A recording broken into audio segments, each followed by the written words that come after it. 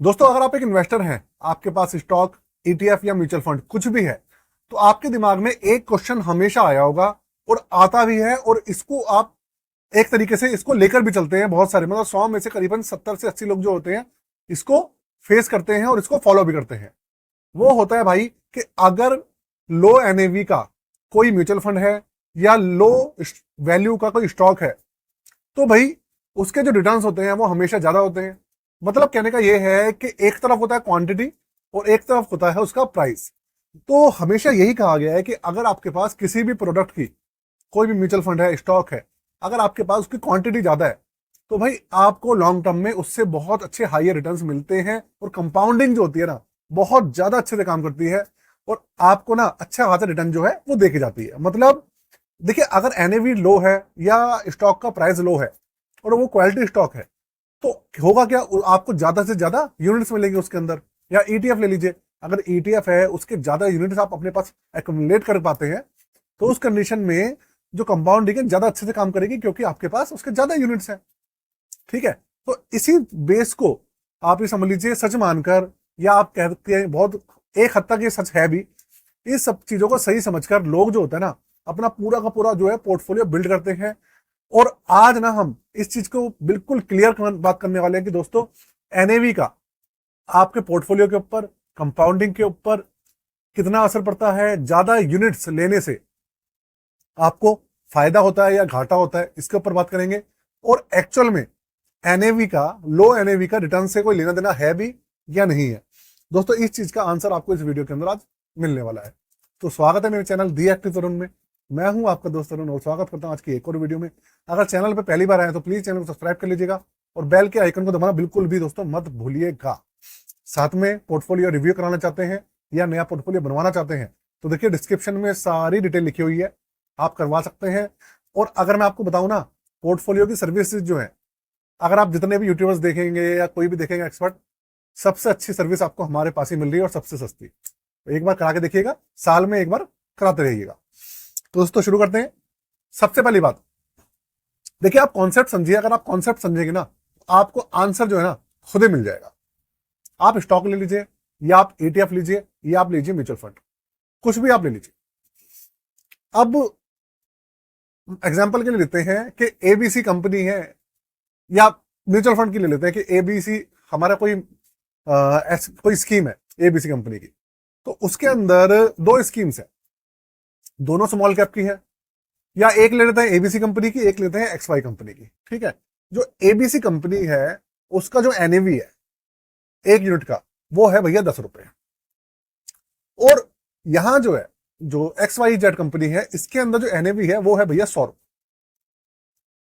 इधर 10 रुपए एनएवी है, इधर 100 रुपए एनएवी है।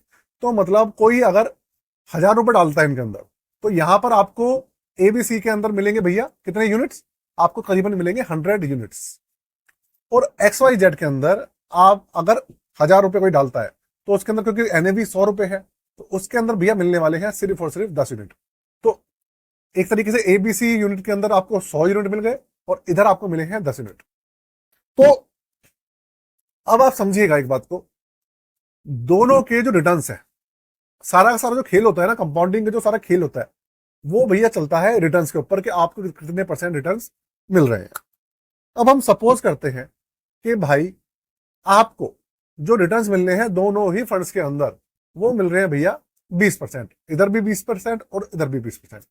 दोनों स्मॉल कैप है और इधर भी 20% मिल रहे हैं और इधर भी 20% मिल रहे हैं। तो उस कंडीशन में आपकी जो कंपाउंडिंग है वो एक्स वाई जेड के अंदर ज्यादा बनेगी, जिसके अंदर आपको ज्यादा यूनिट्स मिले हैं, जिसका एनएवी कम था। या आपका जो कंपाउंडिंग है वो एबीसी के अंदर ज्यादा बनेगी, जहां पर आपको यूनिट कम मिले हैं, एनएवी का प्राइस ज्यादा होने की वजह से।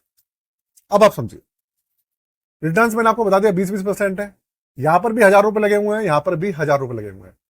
तो आप समझिए, जब यहां पर 1000 रुपए की वैल्यू है और उसका 20% रिटर्न उन्होंने निकाल कर दिया, तो भैया एक साल बाद की जो वैल्यू बनी वो कितनी बनी। ऑब्वियस सी बात है, 200 रुपए उसका जो तो प्राइस था, एनएवी था, वो बढ़ गया।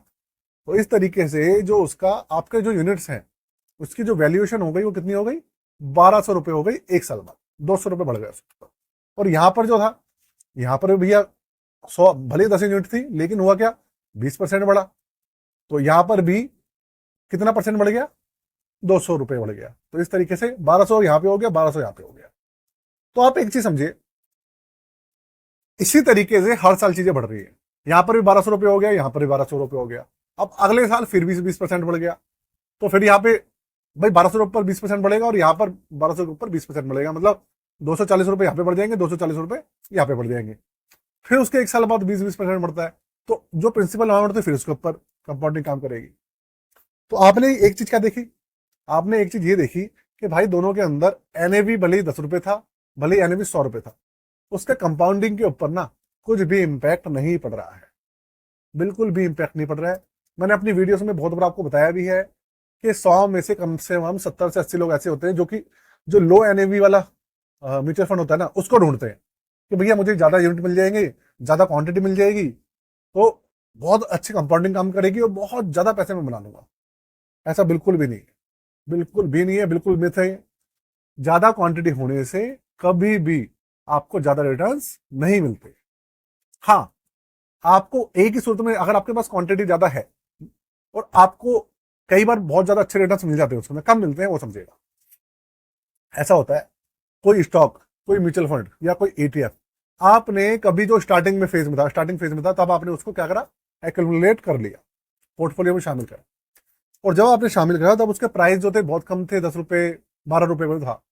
और उसके बाद जो वो सेक्टर था ना, वो सेक्टर एकदम से बूम करा, जैसे कि आपका डिफेंस सेक्टर ले लीजिए, एकदम से बूम करा। और भैया वो इतनी तेजी से भागा कि उससे फायदा क्या हुआ, आपने ज्यादा यूनिट स्टैम्प खरीदे हुए थे स्टार्टिंग में, तो आपको कंपाउंडिंग जो था एकदम से फायदा मिला। रीजन क्या है इसके पीछे, कंपाउंडिंग ने कब काम करा, जब रिटर्न जो थे बहुत तेजी से आए। अगर रिटर्न दोनों में बराबर आएंगे तो कुछ नहीं फर्क पड़ने वाला है, सेम टू सेम आपको जो कंपाउंडिंग है सेम ही काम करेगी। तो भैया सारा का सारा जो खेल है वो है कि आप जो चूज करते हैं स्टॉक्स, ETF या म्यूचुअल फंड्स, उनकी क्वालिटी कैसी है, उनके रिटर्न्स कैसे हैं, आपने अच्छे चुने हैं, आपने बुरे चुने हैं, सारी की सारी चीजें दोस्तों इसी के ऊपर शामिल होती है। इसके अलावा और कोई भी चीज शामिल नहीं होती है, ठीक है ना। तो भैया अच्छे अच्छे स्टॉक्स लीजिए, अच्छे म्यूचुअल फंड चुनिए, जिससे कि आपको अच्छे से अच्छे रिटर्न जो है मिल पाए। हमेशा चीज का ध्यान रखिएगा। और आशा करता हूं भैया आपका जो मिथ है ना, ये चीज क्लियर हो गया होगा आज। साथ में दोस्तों एक चीज आपको बता दूं, इक्विटी से रिलेटेड आपको जो भी वीडियो देखनी है वो मैंने दूसरे चैनल पे शिफ्ट कर दी है, इन्वेस्टमेंट विद तरुण पे। उसको भैया मैंने डिस्क्रिप्शन लिंक दिया हुआ है, प्लीज जाके सब्सक्राइब कर लीजिएगा। उसका लिंक मैंने डिस्क्रिप्शन में सबसे ऊपर दिया हुआ है, वहां पर सारा का सारा आपको जो है स्टॉक्स के रिव्यू मिल रहे हैं, ठीक है ना। तो दोस्तों आज के लिए इतना ही। जय हिंद, वंदे मातरम।